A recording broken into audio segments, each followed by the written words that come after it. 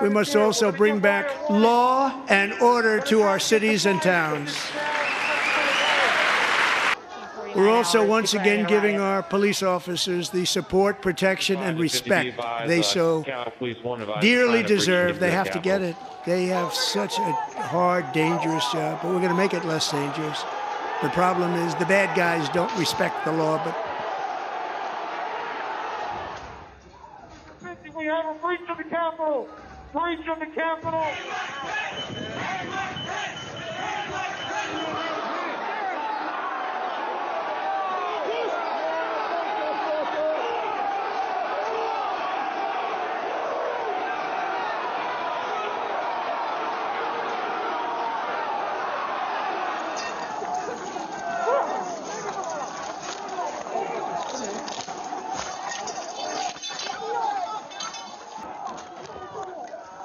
We need to hold the doors of the Capitol.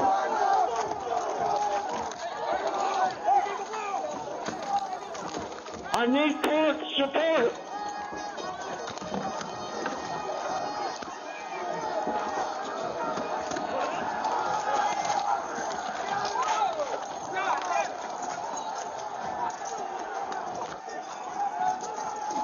We lost the line. We lost the line. All MPDs get back! All MPDs get back up to the upper deck! All MPDs get back to the upper deck!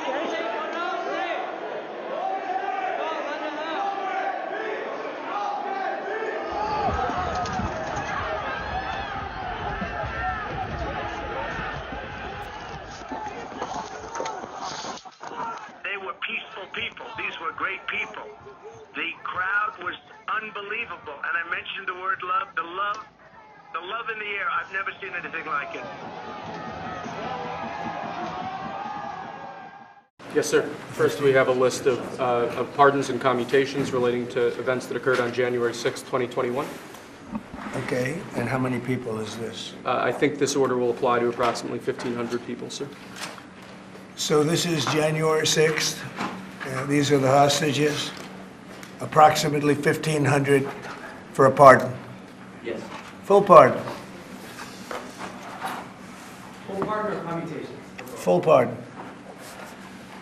We have about 6 commutations in there where we're doing further research. Okay.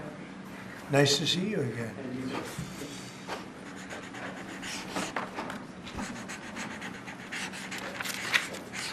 So this is a big one. Anything you want to explain about this? We hope they get them. We hope they come out tonight, frankly. They're expecting it. Approximately 1,500 people.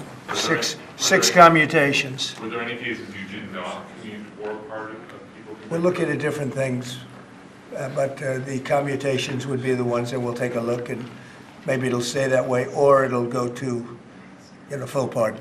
And the order does require the Bureau of Prisons to act immediately on receipt of the pardons and commutation orders.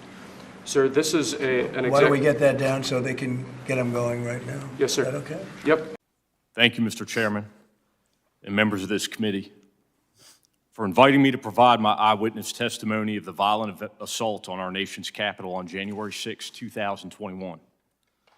My name, for those of you who don't know, is Michael Fanone. And while I've been a sworn officer with the Metropolitan Police Department in Washington, D.C. for almost 2 decades, my law enforcement career actually began here in this building as a United States Capitol Police officer shortly after 9/11. In part because of the 2001 attack on our country by terrorists, I felt called to serve. As a Capitol Police officer, I was proud to protect this institution and dedicated members of Congress and their staff who work hard each day to uphold our American democracy. I remain proud of the work of the United States Capitol Police and MPD officers who literally commit their lives to protecting the safety of each of you and all of us in this room in our nation's capital. After leaving the United States Capitol Police, I became an MPD officer serving the residents of Washington, D.C. I have spent the majority of my nearly 20 years as a Metropolitan Police officer working in special mission units whose responsibilities include the investigation and arrest of narcotics traffickers and violent criminals. I've worked both as an undercover officer and a lead case officer in many of these investigations. In this line of work, it probably won't shock you to know that I've dealt with some dicey situations. I thought I had seen it all, many times over. Yet what I witnessed and experienced on January 6, 2021 was unlike anything I had ever seen, anything I had ever experienced or could have imagined in my country. On that day, I participated in the defense of the United States Capitol from an armed mob of thousands determined to get inside, because I was among the vastly outnumbered group of law enforcement officers protecting the Capitol and the people inside it. I was grabbed, beaten, tased, all while being called a traitor to my country. I was at risk of being stripped of and killed with my own firearm, as I heard chants of "kill him with his own gun." I could still hear those words in my head today. Although I regularly deal with risky situations on the job, nowhere in my wildest imagination did I ever expect to be in that situation or sitting here before you talking about it. That experience and its aftermath were something that not even my extensive law enforcement training could prepare me for. I was just one of hundreds of local police who lined up to protect Congress, even though I had not been assigned to do that. Some had asked why we ran to help when we didn't have to. I did that because I simply could not ignore what was happening. Like many other officers, I could not ignore the numerous calls for help coming from the Capitol complex. I'm a plainclothes officer assigned to the 1st District's crime suppression team. But for the first time in nearly a decade, I put on my uniform. When my partner, Jimmy Albright, and I arrived at the Capitol around 3 that afternoon, it was unlike any scene I had ever witnessed. Jimmy parked our police vehicle near the intersection of South Capitol Street and D Street in Southeast, and we walked to the Capitol, from there passing the Longworth House Office building. It was eerily quiet, and the sidewalks, usually filled with pedestrians, were empty. As we made our way to Independence Avenue, I could see dozens of empty police vehicles that filled the street, police barricades which had been abandoned, and hundreds of angry protesters, many of whom taunted us as we walked towards the Capitol building. Jimmy and I immediately began to search for an area where we could be of most assistance. We made our way through a door on the south side of the Capitol, walking then to the crypt and finally down to the lower West Terrace tunnel. It was there that I observed a police commander struggling to breathe as he dealt with the effects of CS gas that lingered in the air. Then I watched him collect himself, straighten his cap and trench coat adorned with its silver eagles, and return to the line. That commander was Ramey Kyle of the Metropolitan Police Department, and those images are etched into my memory, never to be forgotten. In the midst of that intense and chaotic scene, Commander Kyle remained cool, calm, and collected as he gave commands to his officers. "Hold the line," he shouted over the roar. Of course, that day, the line was the seat of our American government. Despite the confusion and stress of the situation, observing Ray's leadership, protecting a place I cared so much about, was the most inspirational moment of my life. The bravery he and others showed that day are the best examples of duty, honor, and service. Each of us who carries a badge should bring those core values to our work every day. The fighting in the lower West Terrace tunnel was nothing short of brutal. Here I observed approximately 30 police officers standing shoulder to shoulder, maybe 4 or 5 abreast, using the weight of their bodies to hold back the onslaught of violent attackers. Many of these officers were injured, bleeding, and fatigued, but they continued to hold the line. As I don't have to tell the members in this room, the tunnel is a narrow and long hallway. It is not the sort of space anyone would want to be pulled into hand-to-hand combat with an angry mob. Although the narrowness of the hallway provided what was probably the only chance of holding back the crowd from entering your personal offices, the House, and Senate chambers. In an attempt to assist injured officers, Jimmy and I asked them if they needed a break. There were no volunteers. Selflessly, those officers only identified other colleagues who may be in need of assistance. The fighting dragged on. I eventually joined the tactical line at the tunnel's entrance. I can remember looking around and being shocked by the sheer number of people fighting us. As my police body-worn camera shows, thousands upon thousands of people seemingly determined to get past us by any means necessary. At some point during the fighting, I was dragged from the line of officers and into the crowd. I heard someone scream, "I got one!" As I was swarmed by a violent mob, they ripped off my badge. They grabbed and stripped me of my radio. They seized ammunition that was secured to my body. They began to beat me with their fists and with what felt like hard metal objects. At one point, I came face to face with an attacker who repeatedly lunged for me and attempted to remove my firearm. I heard chanting from some in the crowd, "Get his gun," and kill him with his own gun. I was aware enough to recognize I was at risk of being stripped of and killed with my own firearm. I was electrocuted again and again and again with a taser. I'm sure I was screaming, but I don't think I could even hear my own voice. My body camera captured the violence of the crowd directed toward me during those very frightening moments. It's an important part of the record for this committee's investigation and for the country's understanding of how I was assaulted and nearly killed as the mob attacked the Capitol that day.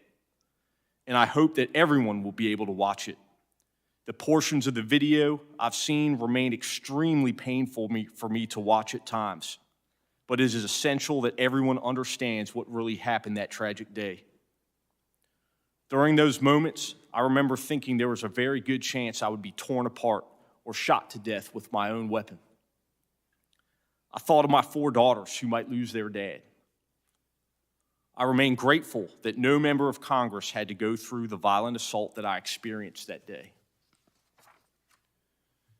During the assault, I thought about using my firearm on my attackers, but I knew that if I did, I would be quickly overwhelmed. And that, in their minds, would provide them with the justification for killing me. So I instead decided to appeal to any humanity they might have. I said as loud as I could manage, "I've got kids." Thankfully, some in the crowd stepped in and assisted me.